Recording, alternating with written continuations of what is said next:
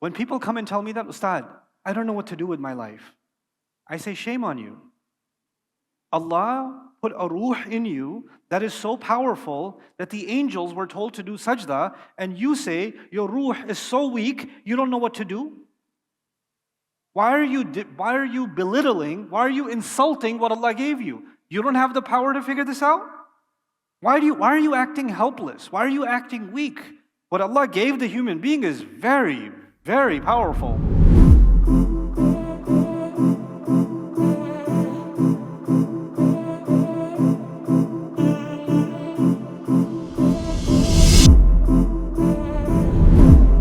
صدري ويسر لي أمري واحلل عقدة من لساني يفقهوا قولي اللهم ثبتنا عند الموت بلا إله إلا الله اللهم اجعلنا من الذين آمنوا وعملوا الصالحات وتواصوا بالحق وتواصوا بالصبر آمين يا رب العالمين. In the next 20 or so minutes, I'll be speaking to you about a couple of ayat from the surah we are celebrating together today, Surah Al-Insan.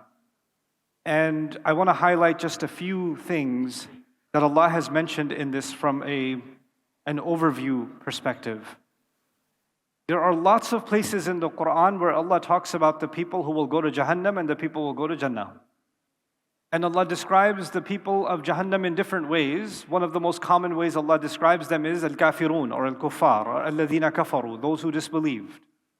Or كذبوا بآيات الذين كذبوا بآيات الله, those who called the ayat of Allah a lie. Those who believed that the revelations of God were not true. But Surah Al-Insan is taking a very different approach. It's not using the word believers. It's using the word al-abrar. It's using a different word, good people. It's using the word good people. And you have to appreciate what Allah is saying here. You have to think about when this surah came down. When this surah came down, it came down in Mecca, and the audience of this surah was actually majority non-Muslims. So non-Muslims were listening to this. And now this message is telling them not just that they should believe, but actually it's saying this place, this Jannah, is actually for good people. Instead of saying this place is for believers, like other places in the Quran. What Muslims learn from this is actually there's no difference. There's not supposed to be a difference between a believer and a good person. They're supposed to be one and the same. So I want to tell you just a little bit about the word abrar and bir and what it refers to. The word bir in Arabic actually comes from the word bar, which means land. It actually means land. And it's an antonym, it's an opposite of bahr, which is ocean. So there's bar and there's bahr. They're two opposites, right? Land and sea. And the idea behind being on land, when people were at sea, they're always worried about drowning. They're always worried about sinking. I spoke to a sailor about this. Actually, I spoke to a general who used to be in the Navy. And I asked him, when I read the ayat of the ocean, I think about some things. But I've never traveled by sea.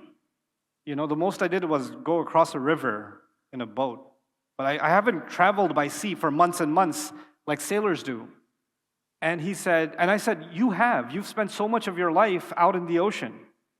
What do you hear when you hear the word of Allah talking about the ocean? And he says, let me tell you something. Every sailor that's out at sea, every time they look at the water, somewhere in their head they're thinking about their death. Somewhere in their head. Their death is staring at them. At any moment, this water will become angry.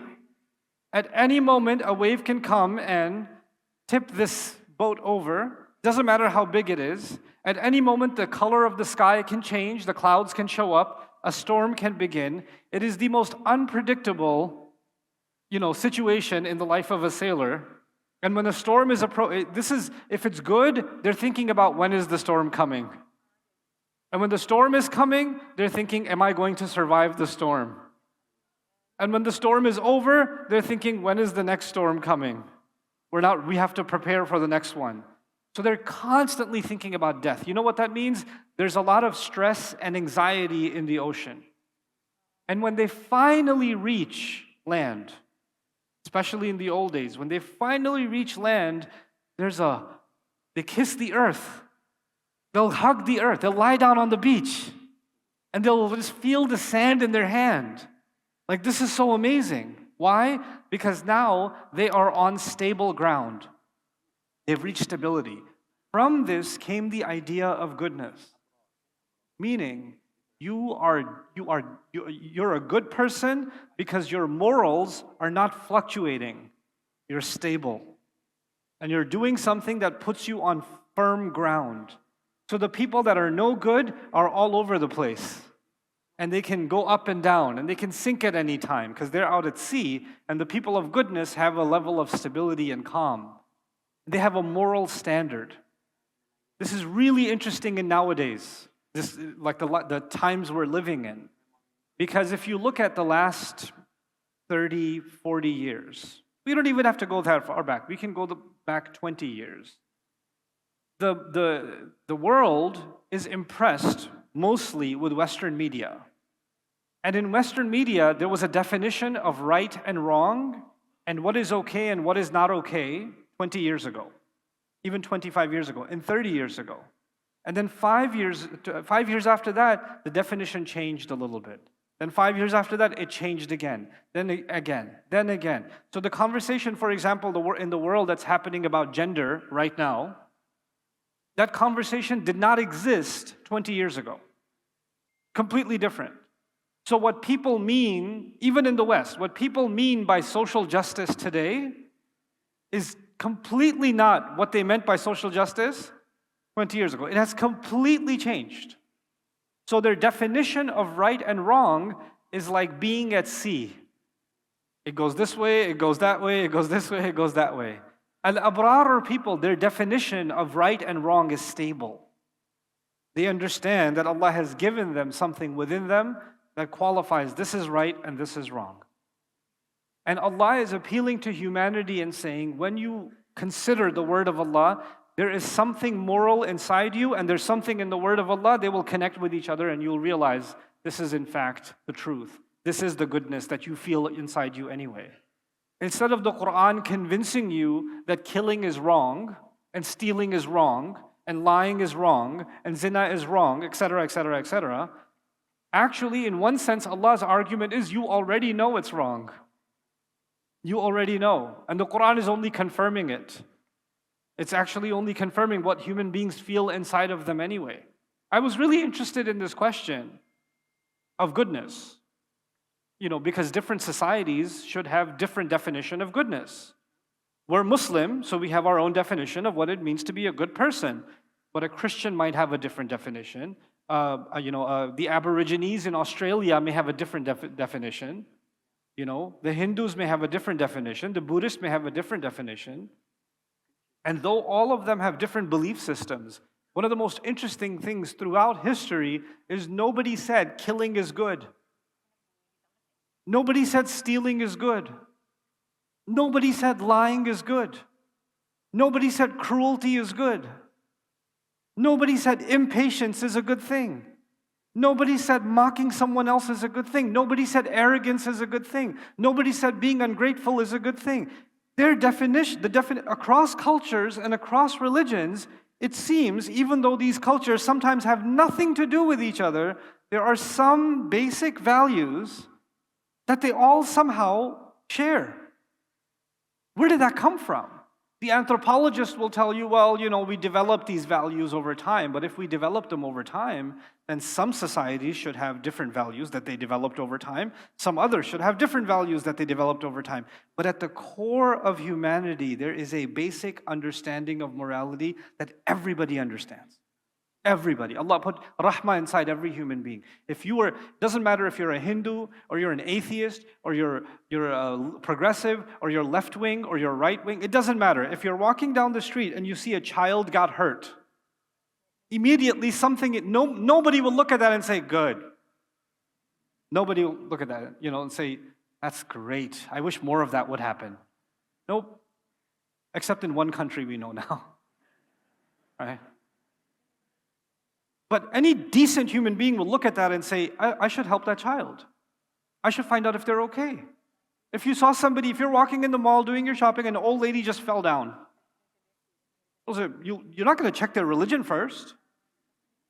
You're not going to check it. You're just going to help them because you're a human being. This is not even because you're Muslim. This is because you're a human being. Allah is first telling us in this surah, inviting humanity to go back to the goodness they already know inside of them, and the Quran is only confirming that goodness. That's the call to al-abrar. Now, let's take it a step further. There are two things I want you to be aware of in these 8 minutes that I have. I just want to share this one piece with you. Terrifying, actually. There are two things in Islam. If I think of my obligations to Allah, it's just two things. I'm responsible for myself. And I have some responsibility to others. I'm responsible to earn halal, that's for myself.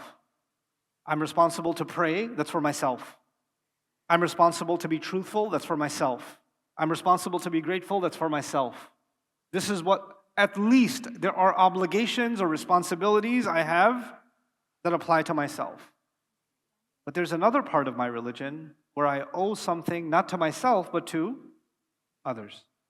There's others. And it's interesting that Allah uses the word yufuna bin nadhr. They fulfill the pledge.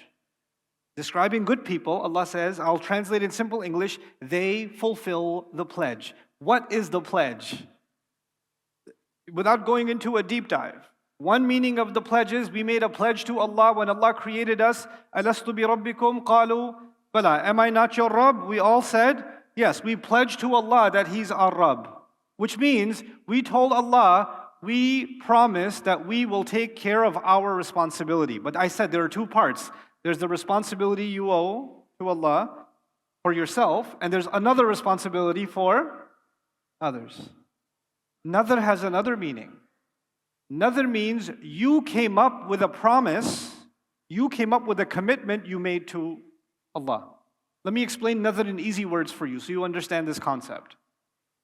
If a student, if I had a class, and I had a student and I told them, finish this homework, 3 assignments. He finishes all 3 assignments. But then my student comes to me and says, Ustadh, I promise you, I'm going to do not 3 assignments, I'm going to do 5 assignments.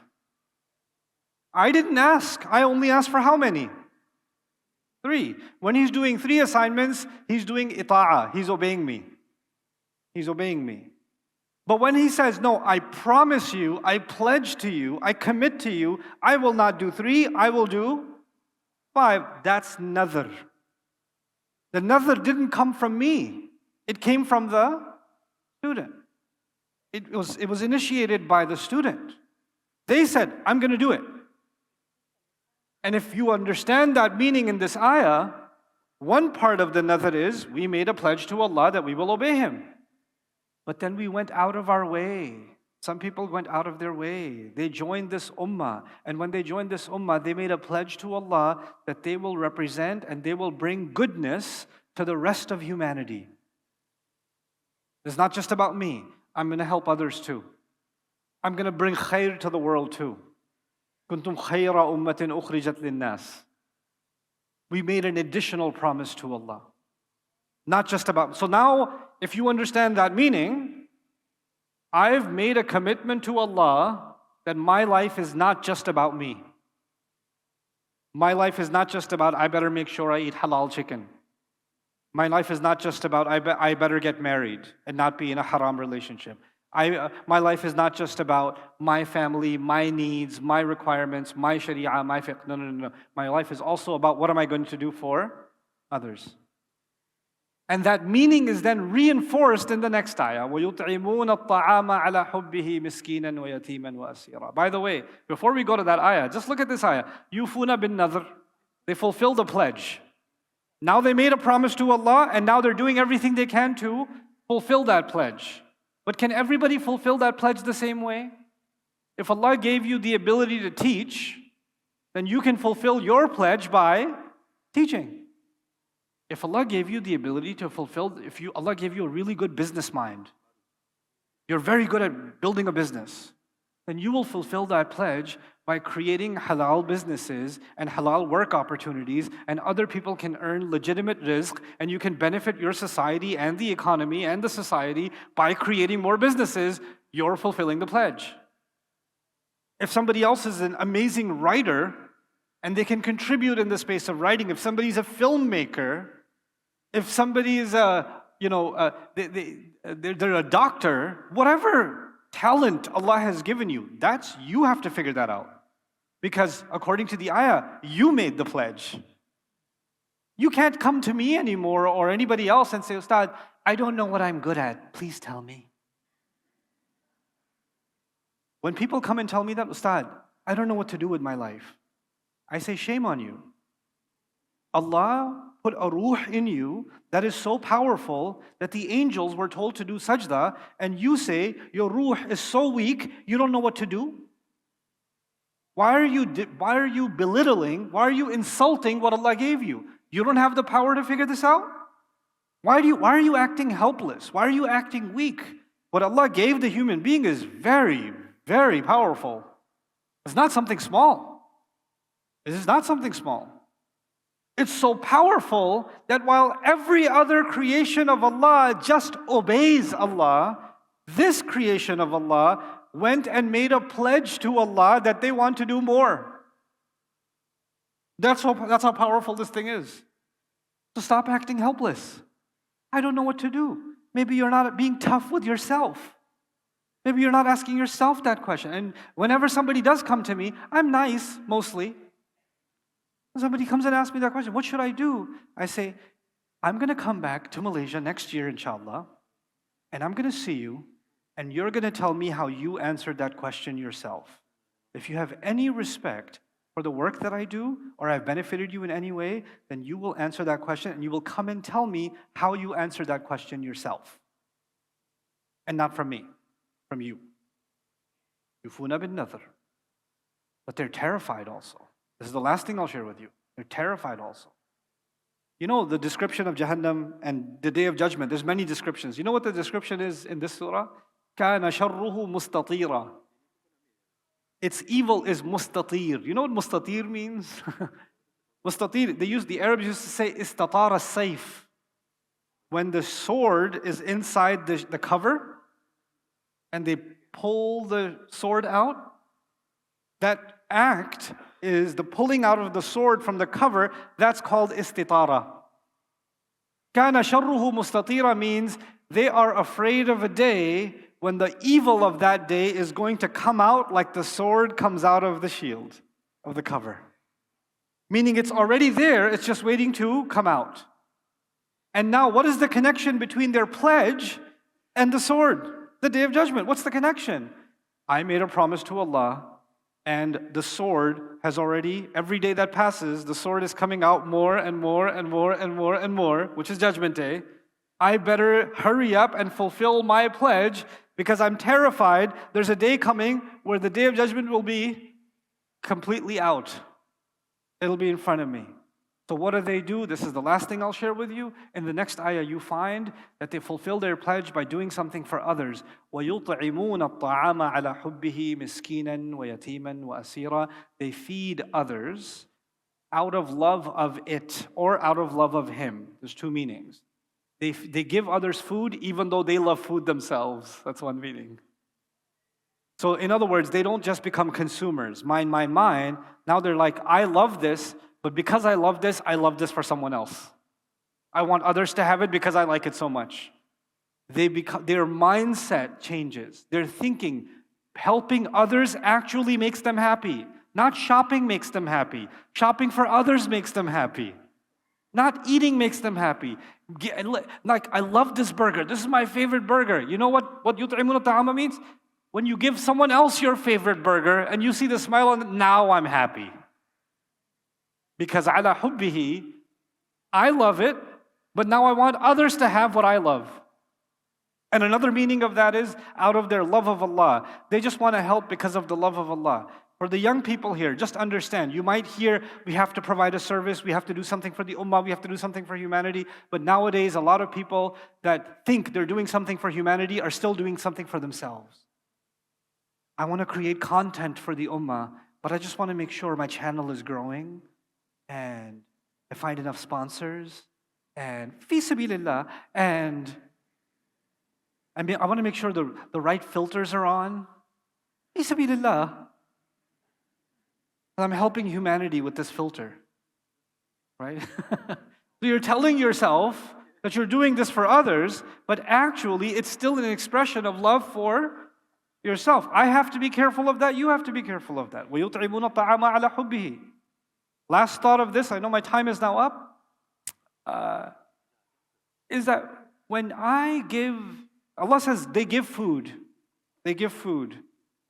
Don't think this ayah just means you go buy a sandwich and give somebody a sandwich. Don't think this ayah means that, they take some money and give somebody money and say, hey, get yourself some food. No. There's more meaning to this.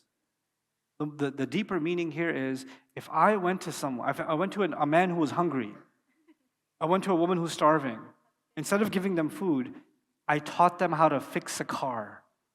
I taught them how to build a wall. I taught them how to do some plumbing. I taught them how to develop an app. I taught them film production. I educated them so they can learn to make their own money, and then they can feed themselves, and they can also feed other people. So I created an entire machinery out of يُطْعِمُونَ الطَّعَامِ. They feed food, meaning a modern way of looking at this would be, they create economic activity. They create economic activity. They create job opportunities. They create education that will lead to more productive sustainability. They lead to a better economic condition for the people.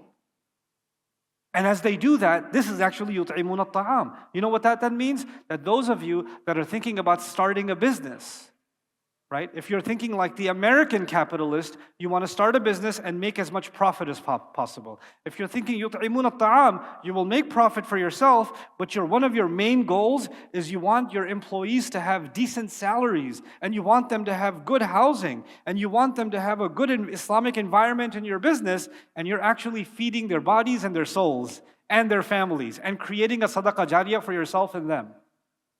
يُطْعِمُونَ الطَّعَامَ عَلَى حُبِّهِ. This is the nadhr we made with Allah. That not only will we be good to ourselves and be good ourselves, we're going to create good in the world that can keep producing more and more good. And you, each of you, myself, we have to think about what is it that we are going to give to the world that can create that good more and more and more. Instead of that good coming back to us, it's going out. And the more good that happens, the more we feel happy. The more we actually love it. May Allah Azza wa Jal make us people that live up to the spirit of these powerful ayat.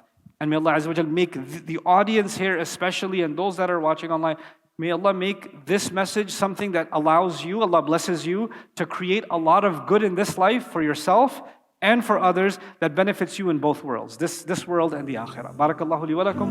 Assalamu alaikum wa rahmatullahi ta'ala wa barakatuh. I hope you guys enjoyed that video clip. My team and I have been working tirelessly to try to create as many resources for Muslims to give them first steps in understanding the Quran, all the way to the point where they can have a deep, profound understanding of the Quran. We are students of the Quran ourselves, and we want you to be students of the Quran alongside us. Join us for this journey on BayyinahTV.com, where thousands of hours of work have already been put in.